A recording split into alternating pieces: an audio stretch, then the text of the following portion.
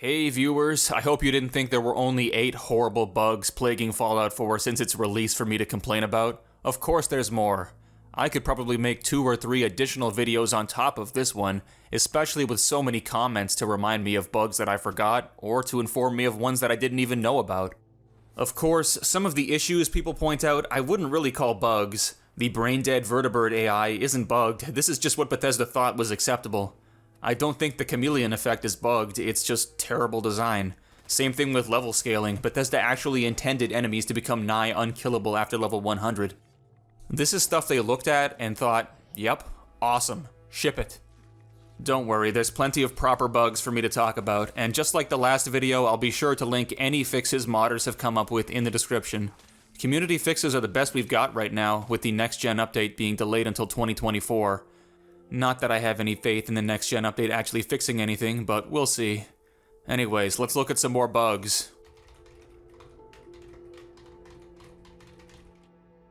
This bug is unbelievably terrible, although surprisingly it persisted for nearly 8 years before anyone was able to identify it. Have you ever wondered how NPCs are able to navigate workshop areas you've built? I know they're not very good at navigating, but the fact that they can walk around furniture at all is impressive for a game that's otherwise so incompetent. How it works is whenever you place down an object, the dimensions of that object make a hole in the Navmesh dynamically, so NPCs can no longer move there. This is fine for exteriors, but for whatever reason, all interiors share the exact same Navmesh cuts. Most interior cells are centered around the 0 coordinates on each axis, so you'll unknowingly be busting holes in nearly every single interior Navmesh in the game, just by trying to decorate your house. In the vanilla game with all DLCs, only Home Plate and Vault 88 allow you to build inside, so there's only so much damage you can do, but if you have Creation Club homes or other mods that let you build in interiors, you can wreak even more havoc on the AI pathfinding. Poor Nick can't get up here anymore because this area's coordinates correspond perfectly with the entrance to Home Plate, which I've covered in suitcases. You see how this is a huge problem? Luckily, a Fallout 4 script extender plugin came out to fix the issue not long after it was discovered, but unless Bethesda fixes it themselves, console players are shit out of luck. I would advise you avoid building in interior settlements until this bug is fixed.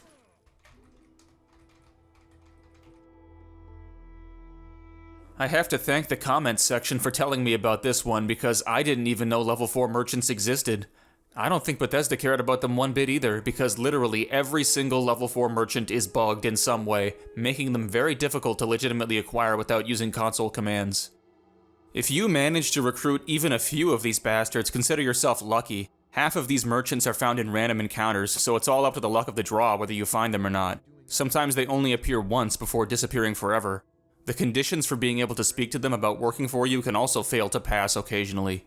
Most level 4 merchants require you to have a level 3 shop already built and a certain population threshold met before they'll join you, and of course these requirements aren't told to you in-game. If you don't meet the invisible requirements, you won't even know that it's possible to recruit these clowns. Once you recruit them, they might not show up at the settlement you selected, and if they do show up, they might not be assignable, or they might disappear eventually because they can still be called into random encounters even after you assign them to a shop. The worst part is, level 4 merchants aren't even worth getting in the first place because the handful of unique items they sell are easily outclassed by shit you can find normally. I guess they have a few hundred more caps than other merchants, but that's the only benefit they give you aside from bragging rights. You're better off investing in the Diamond City traders than wasting your time farming random encounters looking for these guys.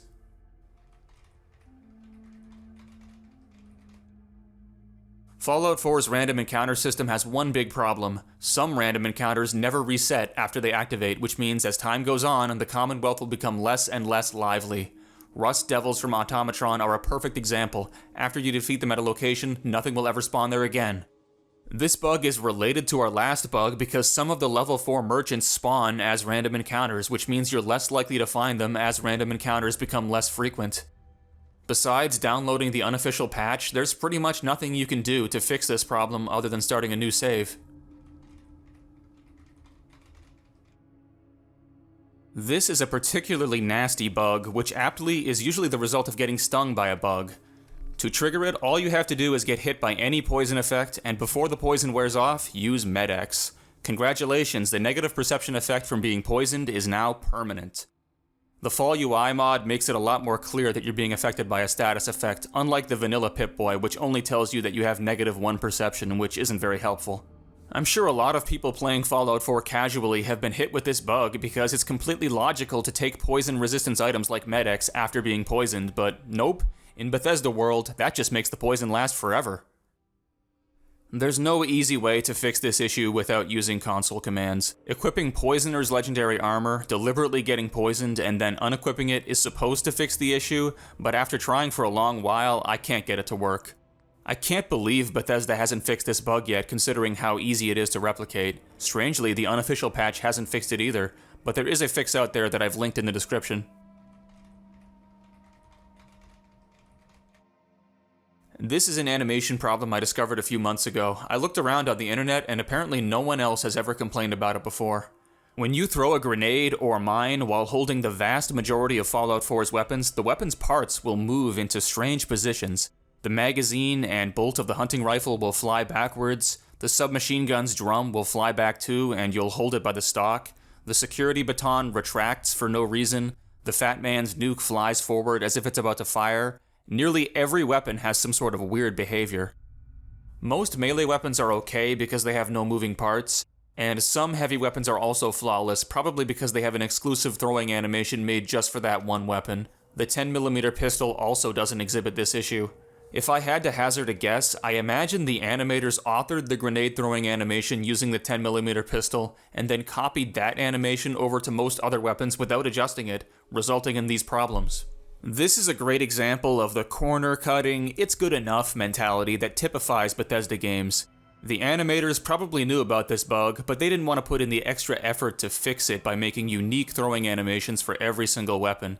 They assumed that no one would ever notice. Well, I noticed.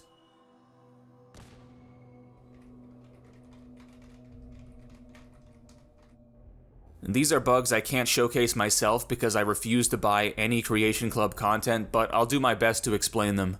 First off, picking up the Pip-Boy in Vault 111 is a trigger for the scripts of various Creation Club content to start running, but there's also scripts related to the Vault Door button trying to run as well.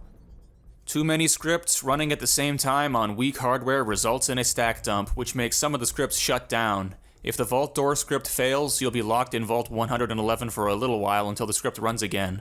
A similar issue can occur in the When Freedom Calls quest. Preston Garvey might not open the door, and you'll be soft-locked.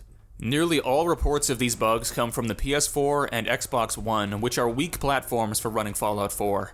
I imagine newer PCs and the next-gen consoles can handle running all the Creation Club scripts at once without stack dumps, but that's no solace for the people who already bought this shit on their console and have no way to remove it without reinstalling Fallout 4. Creation Club items can also cause the 0KB save bug on PlayStation 4 and 5, which makes it impossible to save your game.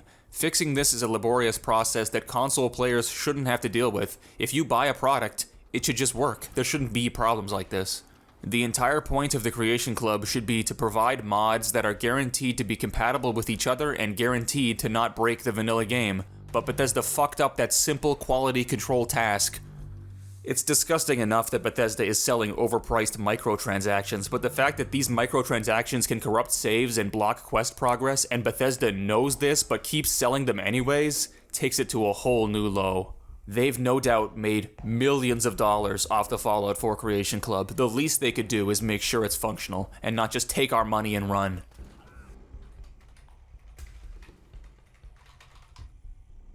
During Fallout 4's development, Bethesda partnered with Nvidia to help improve the game's graphics.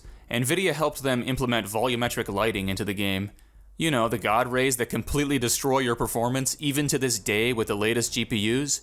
You can thank Nvidia for adding that.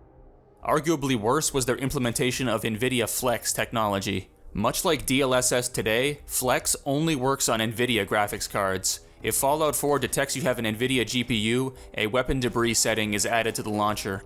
God help you if you dare to enable this setting. Unless you have a GTX graphics card, and not the 1600 series, I'm talking 1000 series or earlier, and drivers from before 2018 or so, weapon debris will not work properly. I mean, it'll work. For a little while, you'll shoot a minigun at a surface and be amazed by the hundreds of debris particles spilling onto the floor and colliding with each other with no noticeable lag, and then invariably, the game will crash. Sometimes it will crash the moment you start firing, sometimes it will take a while, but it will always crash. There's no fix for it as long as you have an RTX graphics card. The mods that purport to fix the weapon debris crash also disable debris collisions, which makes the feature 100% pointless. Weapon debris has been completely broken for years, and neither Nvidia nor Bethesda have done jack shit about the situation. At least it's turned off by default. I bet Bethesda will remove the feature entirely with their next-gen update because that's how they roll. If it isn't broken, break it, and when it gets too broken, remove it.